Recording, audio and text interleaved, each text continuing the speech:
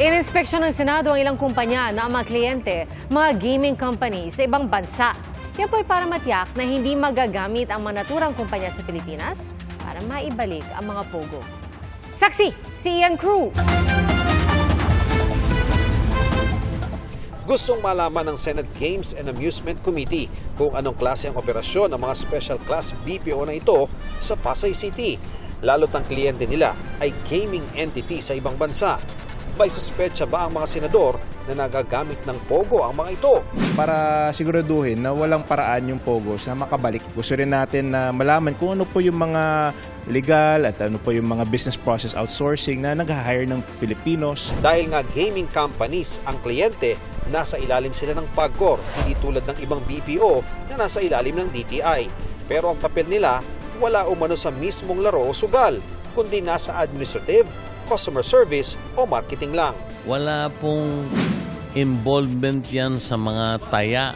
Wala po yung pumapasok dyan ng mga betting. May kliyente sa Australia ang unang BPO na pinuntahan. Nasa UK at US naman ang mga kliyente na ikalawang binisit ng BPO. Umaasa ang PAGCOR na magpapatuloy ang operasyon ng mga special class na BPO kung saan maaari rin daw lumipat ang mga mawawalan ng trabaho sa pogo. May 5,000 empleyado ang mga special class ng BPO sa bansa sa ngayon at 95% dyan ay nire-require na Pilipino.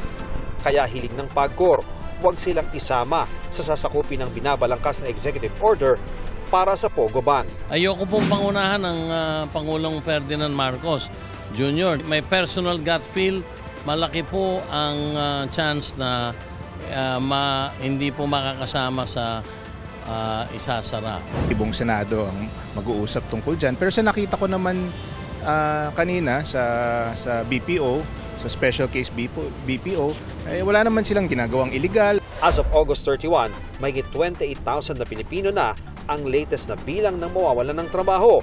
Tiniyak ng PAGCOR na wala ng pogo sa bansa pagpatak ng January 1, 2025, alinsunod sa direktiba ng Pangulo. Meron pong programang ginagawa ngayon ng DOLE. May job matching silang ginagawa. Pwede silang mag-apply dun sa mga trabahong ima-match ng DOLE. Para sa GMA Integrated News, Ian Cruz ang inyong saksi. Ilang oras na po magtatagal sa loob ng Philippine Area of Responsibility ang bagyong Ferdy, ang ika-6 na bagyo sa PAR ngayong taon. Ayon po yan sa Pag-asa. Mali po ngayong gabi rin o mamaya madaling araw ay nasa labas na ito ng ating Area of Responsibility. Pero ilang bahagi ng Luzon ang uulanin dahil sa trough o extension ng bagyong Ferdy. Ang natitirang bahagi ng bansa, posibleng ulanin naman dahil sa pinalalakas nitong habagat. Sa inilabas na advisory ng Pag-asa sa magiging epekto ng habagat sa mga susunod na araw, simula ngayong gabi hanggang bukas ng hapon, asahan ang matitinding ulan sa Mimaropa, Western Visayas, Sorsogon at Negros Occidental. Sa ganyang kalakas na ulan, mataas ang banta ng baha o landslide. Katamtaman hanggang malalakas na ulan naman sa Zambales, Bataan, Metro Manila, Calabarzon, natitirang bahagi ng Bicol Region at Visayas, Misamis Occidental, Zamboanga del Norte, Lanao del Norte, Lanao del Sur, Maguindanao, Sultan Kudarat at Sarangani. Mula bukas ng hapon hanggang sa linggo ng hapon naman, heavy to intense rains ang mararanasan sa Mimaropa, Aklan, Antique at Negros Occidental.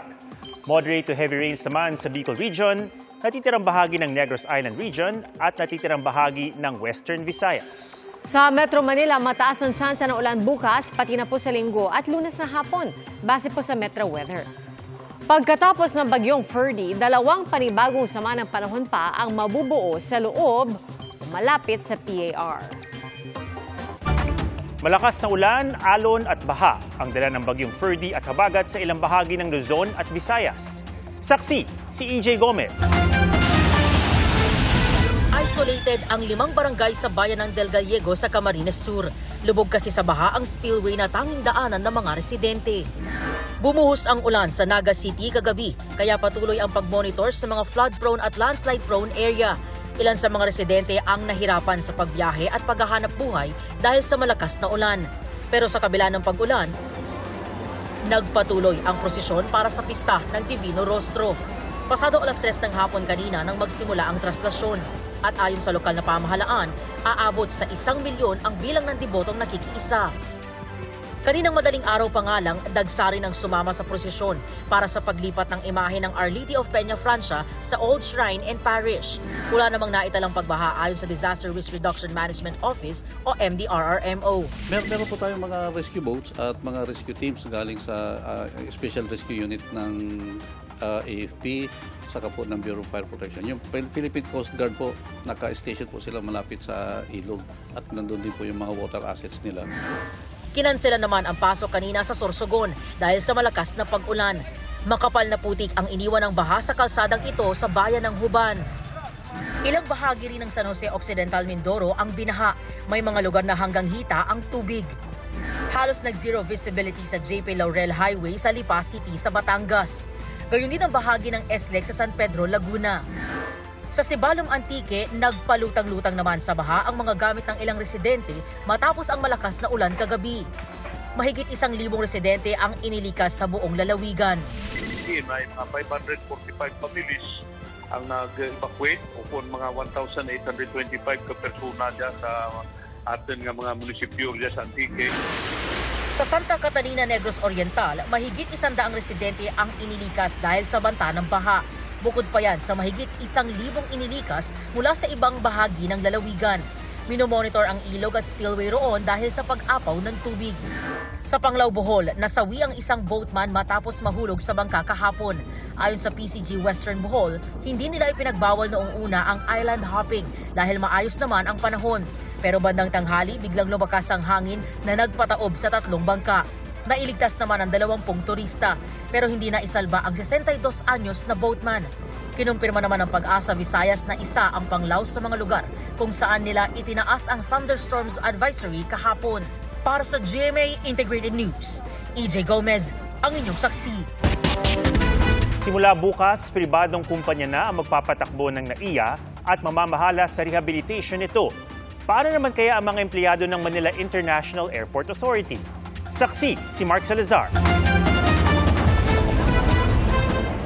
Sa passenger terminals ng NAIA, wala kang makikitang galawan o nag-iimpake.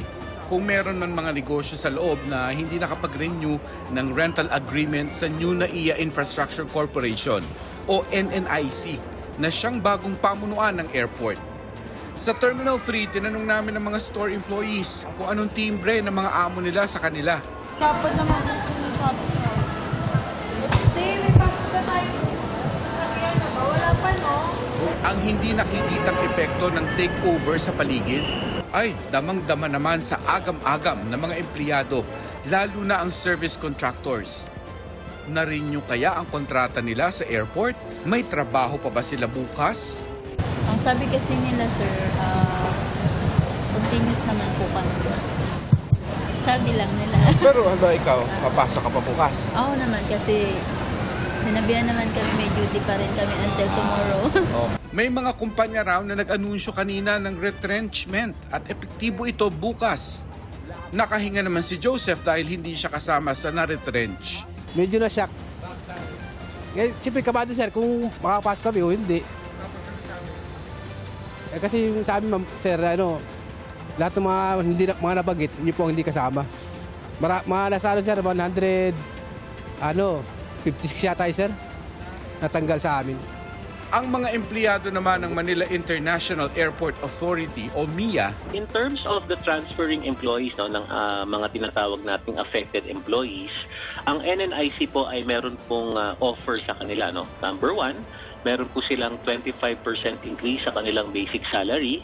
Number 2, meron po silang matatanggap na signing bonus. Ang Department of Transportation ang nangakong sa privatization, lalaki ang kapasidad ng airport mula 35 million passengers a year to 62 million passengers. Mula sa 40 eroplano kada oras na lapag at lipad, 48 eroplano na kada oras ang kaya. Sa rehabilitasyon naman ng airport, 58,000 na trabaho ang ibibigay raw sa tao. Karamihan sa mga pasaherong nakausap namin, hindi naman pumapalag sa privatization o kung tumaas man ng konti ang terminal fee. Magkakaroon po siguro ng magandang ng pamalakad kasi magiging saan na po siya. Pribadong sektor na po ng International Airport to, sir, di ba? So mas maganda talaga na yung mga kakulangan dito ng gobyerno, kung matugunan nyo ng pribadong maganda po yun. Pero sana naman po is yung nga, may changes, tapos hindi yung maipit yung mga, halimbawa, normal lang ng mga tao. Kasi, halimbawa, kung pag pribado na to, sir, hindi ko alam kung tataas pa yung presyo dito. Dati nang sinabi ng NIA na hindi agad-agad ipapatupad ang terminal fee increase sa NAIA. Para sa GMA Integrated News, ako si Mark Salazar, ang inyong saksi. Sa trahedya nagtapos ang paghahanap ng isang pamilya sa nawawalang 8 taong gulang na babae sa Taytay, Rizal. Wala nang buhay ang bata na isinilid pa sa sako. Saksi, si Bernadette Reyes. Hello guys! Welcome back to my channel! Sa mga video na ito na lang masisilayan ng mga ngiti at maririnig ang tinig at mga tawa ni Raylay K. Barun. Ang masiyahin, palatawa at mabait na 8 taong gulang na si Raylay na taga Taytay, Rizal, natagpo ang patay kagabi. Naagnas at nakasilid sa sako ang kanyang bangkay sa lupang arenda. Huli raw nakitang buhay ng kanyang mga magulang si Raylay noong September 11. Nang maghahapunan na sila ng gabing yon, napansin nilang nawawala ang bata na akala nila'y nagpapahinga lang sa kanilang silid. Noong 8:39, nagsabi po ako sa papa niya, magsandokan na kasi pakainin mo na yung mga bata, si Raylay wala pa, tawagin mo. Nangatok na po kami. Lahat po ng bahay ng kalaro niya kinatok namin. Hindi daw po nila nakita. Nang gabing yon, agad silang nanawagan sa social media at nag-report sa pulisya tungkol sa pagkawala ng bata. Yung nakadiscover kasi, may nakita siyang sako nga.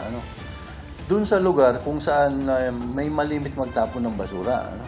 So nung kanyang tanggalin yon sa gilid ng kanyang bagot at dadalhin niya doon sa kabila, doon niya nakita na may nakasilid ng bata. So far, ongoing pa rin yung ating backtracking. Ngayon talagang blurred pa tayo. Based sa initial na observation natin, meron siyang mga injuries sa mukha. Grabe po, hindi po makatao yung ginawa mo. Napakabata pa ng anak ko. Wala pang kabalay-manay. Anak, mahal na mahal kita. Hindi ko akalain na mangyayari yan sa'yo. Bumuuna ng 2 grupo ang Taytay Police para agad maresolba ang krimen. Ang isa, tututok sa backtracking. Ang isa naman, tututok sa pag-identify ng mga witnesses na maaari makapagtukoy sa suspect. Nanawagan ng pulisya at pamilya ng biktima na agad ipagbigay alam sa mga otoridad kung may nalalaman sa pagkamatay ng biktima. Sumuko na lang para harapin kung ano man kung itong ginawa niyang krimen. Sa ganun ay mabigyan din naman ng hustisya ang sinapit ng isang batang walang muwang. Para sa GMA Integrated News, Bernadette Reyes ang inyong saksi. Mga kapuso, sama-sama tayong maging saksi. Mag-subscribe sa GMA Integrated News sa YouTube at para sa mga kapuso abroad, samahan niyo kami sa GMA Pinoy TV at sa www.gmanews.tv.